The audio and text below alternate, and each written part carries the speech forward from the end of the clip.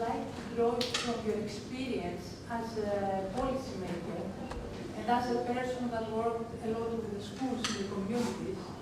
And I would like to ask you, what are the usual barriers in the realization of democratic practices by schools, and what are the best practices to overcome these barriers? Because I know that there are many. Well, this is a question that would suffice for a whole conference. Yes. But so it's going to be a very, very brief answer. I've already overdrawn. There's a basic impediment, so to say, basic hindrance, is the training of teachers. Teachers, at least in Central Europe and also in Scandinavia, are overwhelmingly trained for subject matter. So, I mean, they have a traditional attitude to subject matter, and a whole school, a whole class is structured. I stand there as a teacher, you are there as a pupil, I ask questions. That's to say, I talk 90% of the time. Actually, it's more like 99% of the time. And the pupils have the opportunity to give answers in an extremely limited form of relevance to them. They have to learn the role of answering correctly. And at the same time, the school, unknown of most teachers, is a competitive group in which answering, so to say, in a confirmatory manner to the teacher is giving him a positive mark. And not doing it is earning a more negative mark. So this is very contrary of a democratic classroom. So what is needed, I think, in an authoritarian system is to start with, I think, an in-service training with teachers who are liable and willing to do something like classroom councils with their students, and learn in that context that they are not the actors, that they are in a one-man, one-vote context in which they may participate on an equal footing, but leave the organizational discourse and the discourse about rules and the discourse about judgments to the teachers, to the students, as long as that is compatible with their ethical stand. I mean, when their ethical stand is violated, they have to be able to intervene. But then they should explain and not exert power. They should explain why this is the case and try to win the class over. So I think the basic orientation is to try in schools where there is a sufficiently large group, not one single. Never have a single teacher, as a rule, I'm talking as a rule for social change, never have a single teacher confront a whole school. He is isolated, he becomes an outsider. There should at least always be two cooperating teachers who try this classroom council approach.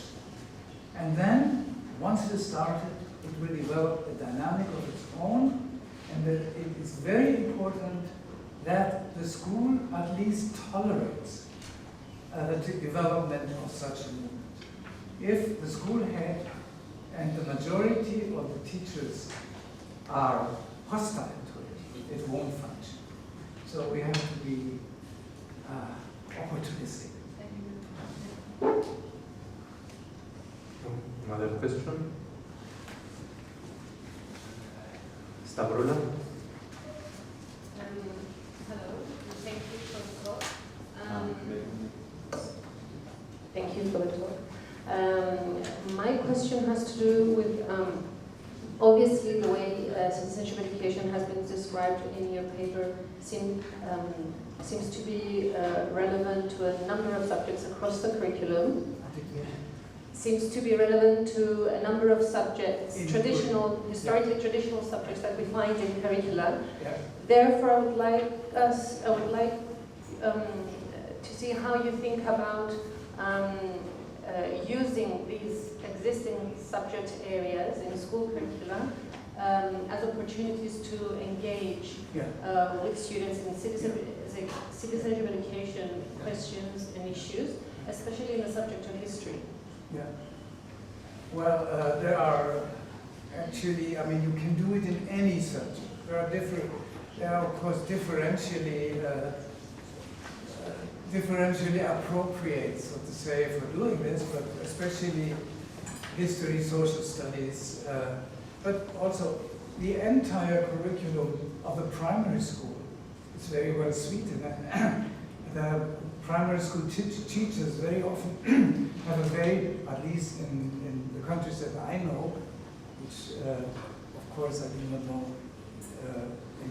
in Cyprus, but in Scandinavian countries or the Anglo-Saxon countries, there's usually a very good relationship between the primary teacher and the students in the primary school. So they can easily transform, let's say, almost any question into a question of cooperation. Putting together a group, two people, using a somewhat older, for example, 1 year older peer teacher, a peer student as a teacher, to work with a group of 2 primary students on solving a problem. So that students learn that there are different advantages in growing older, and that you know more when you grow older, and that you can learn it, and that you can cooperate, and it's easier to learn what's right and wrong if you cooperate on the topic, which may be either mathematics or whatever else.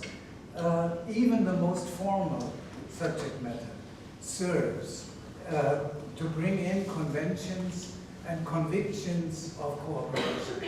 Of course, for the kind of thing that I talked about, the older students are especially advantage point. That's, how should I say, adolescent students. And with adolescent students, the question is that school subjects generally are handicapped by what I was just saying before, the traditional construction of the teacher has the knowledge and the student gives the answers of questions that are rhetorically asked. And changing this means a basic change in the running of instruction. The teacher must have a conviction that students can work up, so to say, an inner school, an instructional problem on their own with his help. And that means dividing up kids in a group, perhaps by proper choices, that students flock together according to choices of their own in 2 or 3 groups of 2 or 3, and work with the guidance of the teacher and with the assent of the teacher on a project that's been formed out of the instructional material that the teachers. Can you hear me? Is it translated? I should go here. Yeah. Also here, the teacher is an important element in transforming the instructional policy, the instructional strategy into a cooperative working session. And that what the teacher has to learn is cooperative work in the class does not mean that by necessity all students have to cooperate in one single class, in one single task. The idea, let's say, the key to the question of cooperation is breaking up the unity of the class into a number of cooperating groups that develop a project line, build it up, work on solving the problem together, present it in the class and to the class, and then gain, so to say, gain recognition for it as the work of a cooperating class, of a cooperating group. which means transforming the role of actor from the mere individual, from only the individual, to a cooperative small group. But at the same time, we become wary of two dangers. One is the isolated student and the conflicts that may ensue if a student is not chosen to be in a group. Then something has to be done to integrate and put that question as a problem to the class. What happens? Why can you exclude? I mean, dealing with the exclusion issue then in the class. And second, do not forfeit the possibility to reunify the class and have the class discuss on whether they did well or not, whether this was praiseworthy or was it, I mean, what was the experience like?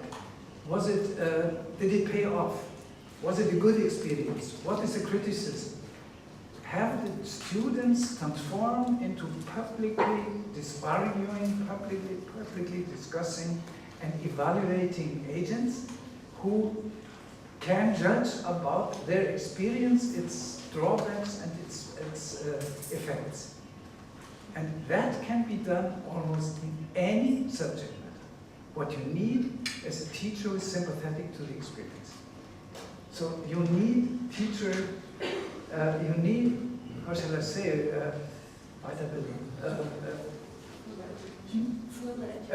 kind of further education, a kind of experiential further education that interests the teachers, a seminar or a kind of adult education seminar, and explain this to the teachers and find those who are willing to do that, do it only willingly, never do it against their will. Do it willingly and never singly. Always at least two together in a school, because otherwise it will be hopelessly outlawed. Is this an answer? Okay, thank you very much. I'm afraid we need to move on because we are running a bit. Will give us a talk about the development of understanding relationships, cognitive, affective, and behavioral aspects. Professor Keller is an honorary professor for developmental psychology at Free University Berlin and senior research scientist at the Max-Planck-Institut for Human Development at the Department of Adaptive Behavior and Cognition.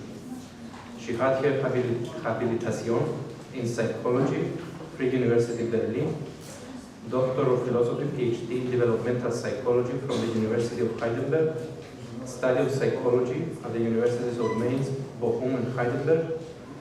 She was involved in the organization of numerous conferences and international workshops and seminars in Germany, Iceland, and China, as well as served on the boards of various bodies such as the Jean Piaget Society and the American Association for Moral Education, among others. She has published extensively in journals on issues regarding moral psychology and development, self-identity, and interpersonal responsibilities in different cultural contexts. Professor Keller?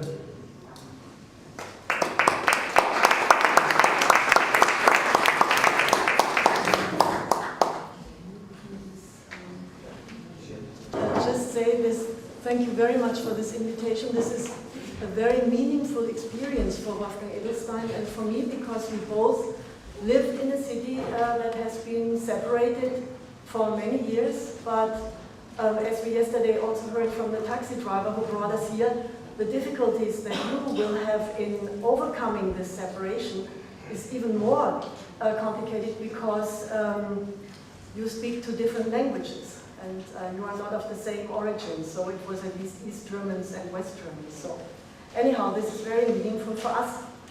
Now, what I'm going to talk about is, I will focus on the personal side of the development of socio-moral competencies.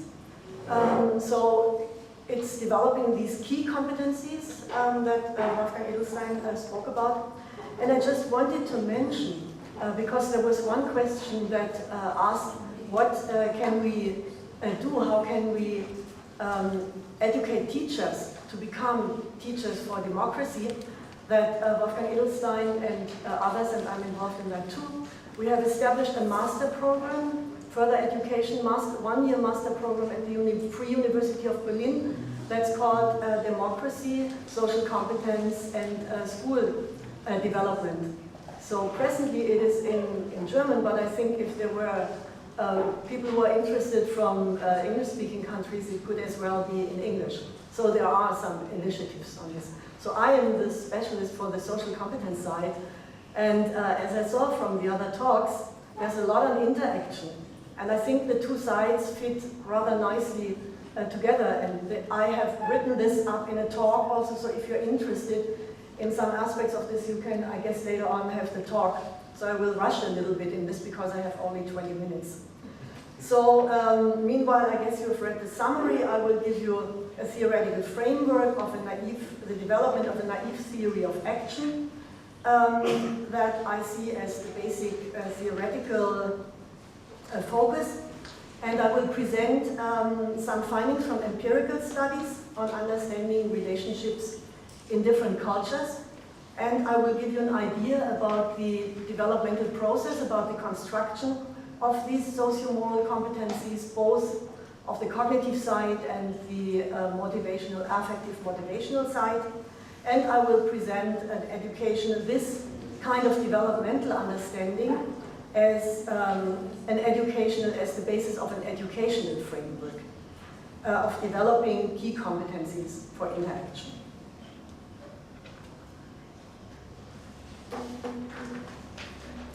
So I will talk about socio-moral cognition, emotion, and the self, and about general aspects, universal aspects, and differential aspects of this development. And I will talk about how persons deal with self-interest and the moral issues of fairness and care.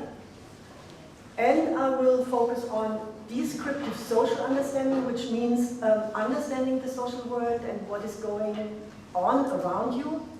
And the moral side, the prescriptive moral reasoning. That is the is and ought of reasoning about actions and choices. And this means not only understanding the social world, but also evaluating it in terms of fairness and care, developing responsibility for one's actions, so that we need both the cognitive and the affective aspects. So, okay. If you think about what is in people's mind, you can immediately see this in yourself. The type of knowledge that you need to have in thinking about relationships. That is, we have a lot of knowledge about persons, what it means to be a person, about the subjective psychological world of others, of self and others. We have knowledge and understanding, a general understanding of relationships, of different forms of interactions, like relationships of constraint and equal relationships, about the expectations in relationships and the feelings between persons. And we have knowledge about social rules and norms and values. And what has also been differentiated between different types of rules, conventional rules, moral rules, and personal rules of autonomy, what I can decide for myself, what is not up for society to decide about. At the same time, when we look at a specific situation, we have to understand the particularities of the situation. And definitely the self comes in here, because the situation does not mean the same for all types of persons. We focus on different aspects of situations, and this depends on ourselves and the type of meaning that we have developed and that has been socialized in us. So the first thing is defining a situation, understanding what is up in this type of situation, and we can focus on different aspects, on self-interest, on moral responsibilities, for example. We have to make decisions, we have to act as agents, and we have reasons for actions and choices. And we evaluate situations morally. We do or do not reason about the consequences of choices for self, others, and for the relationship, especially also in terms of feelings that come up in these, through these consequences.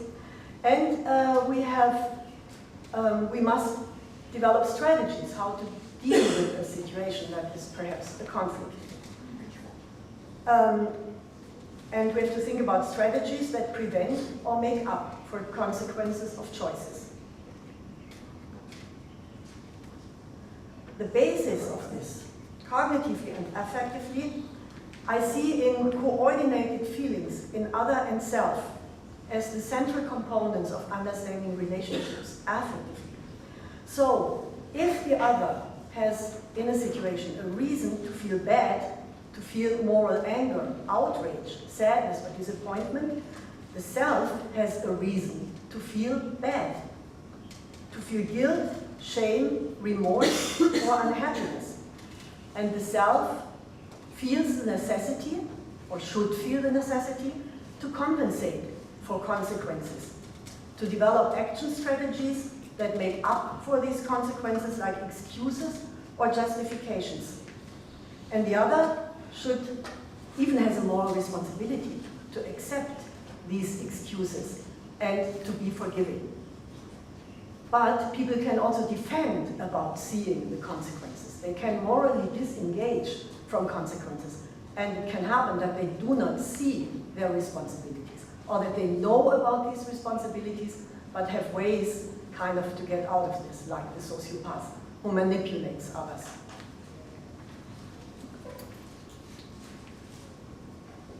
So what we did in our empirical research is that we looked at children and adolescents, actually up to the age of 19, even though I would mostly talk about up to adolescence at this point. And we did longitudinal studies and cross-sectional studies and combined in different Western and Asian societies. Now we have one talk coming up here in this symposium today, also on individualistic and on independent and interdependent societies. So we have this distinction in our empirical research, and we also, as you see, like that we included Russia, former East Germany, so we have capitalistic and former communist societies that we looked at, and different ecologies. So I will focus on the comparison of the Icelandic and the Chinese children, because this was the most, actually the Chinese children that we looked at were most different from all the other Western children that we looked at, even former East Germans and Russian children, so that's quite interesting. We looked at different aspects of understanding of relationships and moral norms. And we had two types of situations. One was actually in a situation of constraint, a parent-child relationship, but I'm not going to talk about this. I've widely written about this, so if you go to my webpage, you'll find a lot of literature on this. So I will focus on close friendship, because this is the first type of a symmetric relationship where feelings are developed, and close friendship has been seen as a relationship of special importance for developing affects, and I think it really can be used to develop affects also in people who are somewhat maybe affectively more insensitive, especially when you think about that you also have to generalize your positive feelings of empathy and caring also to someone who is very different from you. You have to first experience it in close relationships, what it means to care for someone, before you can generalize it. So we asked about these problems that I mentioned before. What is the problem? Wait, I think I should first, just going back. Exactly. The friendship dilemma was about a situation in which three persons were involved, two very close friends, and the child that came in new to class. And the child who came new to class invited the protagonist of this situation to come to a very exciting movie or theater, depending on the age of the children. and the protagonist had given a promise before to the best friend to visit him or her at the time they usually meet. So it's a question of loyalty versus now it's of friendship loyalty and promise keeping on the one hand, and on the other hand, self-interest in accepting an exciting invitation, or a moral responsibility towards someone who is new in class. So we asked for the definition of the problem, the action choice, what would you do and why would you do this? Would you also like to do, to opt for the other side, and why and what is the right choice? So then we have the reasons for choice. Why does the protagonist self opt for the choice or for the alternative? And the prescriptive moral, what is the right choice in this situation? Is there a right choice? What are the consequences of choice for self, for others, and relationships? And especially we also focus on feelings and the strategies of conflict resolution. So I can only rush you a little bit through this, but as I said, if you want, you can have a closer look at it. So we look at the scoring categories, the developmental levels of this construction process, and the content categories, that is, what are the motivational issues that the persons in the interviewees focus upon, and that is the hedonistic self-interest, the empathic altruistic concerns for the newcomer, the close friendship responsibilities, and rules like promise keeping. So the interesting thing is that in interdependent societies, it has been said that persons are focused on their responsibilities towards others, while in independent societies, they are more focused not only on their hedonistic interests, but on the rights of the self to pursue their lines of action.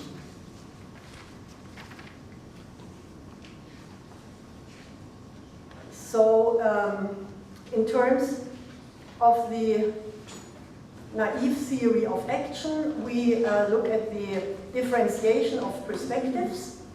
So the first level is, that would be around 7 to 9 years, most of our 7-year-olds were already at this level. They define relationships in terms of playing nicely, taking turns, sharing toys, and they are interested in having fun and being nice, not being enemies, which is not so much for friendship, but more for sibling relationships, which we also have. And keeping a promise means it's nice to be keeping a promise, and it's nice not to break it, and one is punished. But otherwise also it's just not nice not to keep a promise. And the consequences when the self is violating obligations, like when the self would decide now to go to the movie in spite of having promised the best friend, then the self as violator might feel good because it's such a nice opportunity, so it's selfish interest. And the other as a victim, with the first differentiation of perspectives, it's already seen that the other feels bad. But it's mostly interpreted as a loss of hedonistic gains. So there would be a level 0 where we had some children who really didn't understand the moral problem at all, who just said, well, it's not such a problem, I go to the movie, I have fun, my friend plays with someone else, he also has fun. So they didn't even understand that there was a problem. Now at the second level of coordination of perspectives, we have this, what I mentioned before, the coordination of the feelings of violator and victim. That is when children understand that being in a relationship, in a close friendship, means knowing each other for a long time, sharing secrets with each other, which is the first sign of intimacy, keeping promises. Now I'm having a very strict regulator here, okay, I have to rush a bit more. They see that keeping a promise, one doesn't, is being a traitor, so they get the understanding of the normative meaning, and they understand that self as violator feels unhappy and bad about the betrayal, and they also know that the other, as the victim, feels bad about the betrayal and is unhappy, sad, disappointed, and insulted. So there's a whole growing emotional, a world of emotions and emotional experiences. Aha, this was level 2, excuse me. Now level 3, we have the understanding of relationships in terms of trust. And this is very important. If I just do a content analysis in these interviews, then I see that children begin to speak about trust at the age of around 12. I mean, we assess them at the age of 12. Some of them may speak about it earlier. They understand something very different about it. Trust is if I give you my bike and you give it back to me. But trust in terms of relationships is that I can rely on the other, that I can trust him or her as a person, and that promise keeping means to show that the other can trust you, this kind of dyadic relationship that Wolfgang was also developing, that I can depend on the other, that the other can depend on me. And the consequences now of the self as violator is a guilty conscience in terms of that I'm not a reliable and faithful friend. And the other will experience exactly the same, that he cannot rely on me as a reliable friend. So a brief summary of our findings is that the knowledge and the feelings are systematically related at each of these developmental levels, and that there's the same developmental sequence of perspectives of differentiation and coordination, because it's a kind, on the one hand, a kind of a logical sequence, on the other hand, a kind of semantic development of really understanding the language and the shared meanings of your culture. Now I will quickly summarize this and just go to the next overhead.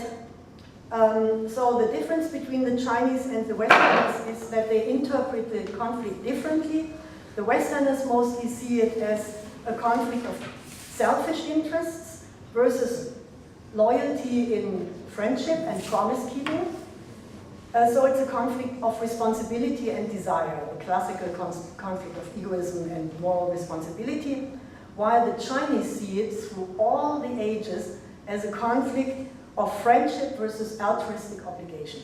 The really interesting thing, though, is that at the age of 12, also the Chinese begin to change their practical choice. Westerners mostly opt for the close friend up from the age of 9 or 12, and they see it as moral responsibility to go to the close friend, but the Chinese children see it as right to also go to the new child, because this is their responsibility, and there's a rule in school about how to deal with newcomers in school. But still, when they become adolescents, they give priority to close friendship and see this as morally right. So there are very interesting aspects here about moral consistency. And the other extremely interesting aspect is consequences in terms of feelings. This is consistent with the defining of the situation. The Westerners feel bad when they opt for the new child. They feel guilty because they have violated friendship responsibilities, and the Chinese feel bad however they opt. So this is interesting. There have been also, Asian societies have been described in terms of being guilt societies or shame societies. So here we see it also in terms of the feelings. And I replicated these studies recently because we finished the Icelandic longitudinal study and the Chinese longitudinal study about 20 years ago. And I've replicated it now with a short dilemma, and these differences have remained. But otherwise, the Chinese children have become a bit more westernized, and their individual hedonistic interests have become a bit stronger. So I leave out these short summary in order of not to make you annoyed, because then I would have the obligation to feel guilty. The educational implications of this is that we can use this interview method in order to foster the cognitive, affective, and behavioral aspects of interactions in relationships. And I think that this fits nicely to some of the presentations that are made here, because we might take peer interaction as the source that children can be confronted with different perspectives. So it is necessary to understand others' perspectives and the implications of one's actions on others. One has to feel responsible for one's own actions and develop an emotional concern and empathy for others, not only for those who are close to you, so the whole topic of inclusion and exclusion. This is the important aspect that Kohlberg had in mind when he talked about post-conventional morality, but it was too high up in adulthood. We can foster this right from the beginning already in kindergarten. We can develop this feeling of we belong together even though we are different.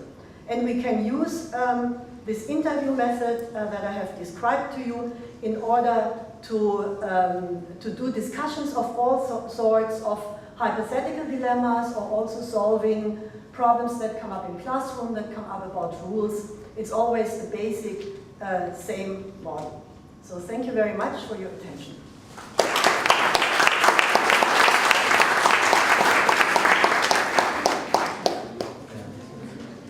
Monika, thank you very much for this very interesting presentation. We have time for questions.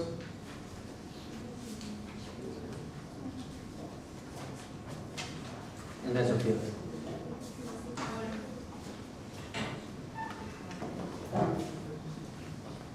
Me again. Sorry for asking again. But I understand that your research is based on a socio-cognitive developmental understanding of children's reasoning. Of reasoning, yeah. Yeah, I was wondering if, I will put some questions from a socio-cultural perspective. I'm really interested in if your understanding of children's reasoning is also affected by the educational context. For example, if the teacher's values in the classroom is that you should play with everyone or you should trust, will children use this reasoning from the educational setting? And this may be done in the same culture. So generalizing over cultures for me is a problem for a socio-cultural perspective, because peer cultures also develop in very specific micro context as that of the classroom. And also, if we want to talk about inclusion, if we have this hypothesis that children may not include others because of their cultural differences, or because of their socio-moral developmental context, is that enough of a reasoning for a teacher to say, okay, I cannot do more? No, it should never be enough. That's the first definite answer. And we have these problems in Berlin too, because many of our schools have 90% of children of different cultural origins. And they come to school with different types of values. And discussing with them certain dilemmas will surely provide very different viewpoints and perspectives from those involved. And the question is really how far can one get in understanding each other's points of view. So I think these discussions with this dilemma method is one, with these dilemmas is one method. But what Wolfgang said, that having common tasks and doing things together and experience a feeling of belongingness, we belong together even though we are maybe different and do not share the same values. That's the important thing really, to overcome this. And I think that this type of method, what I have, is only a kind of a methodological help for a teacher. And it's not only the teacher who states a perspective, but the good thing would be to elicit this from the peers among themselves so that they can see how different it is. And just to give you a short example, some of you may remember that Robert Selman in his friendship curricula had this one situation on Holly, who was the best climber in class. And Holly nearly fell from a tree, and she promised her father never to climb on a tree again. And then a little cat, a kitten, got stuck on the tree. And the question was, what should she do now? And we did this in a multicultural class, in 8-year-old children. And what happened was that the Turkish children said, no, she can't do it because she promised her father. And the Westerner said, but it's very clear, she has to climb because there's the kitten. So here you have this kind of clash of values, and just to discuss this and see why one may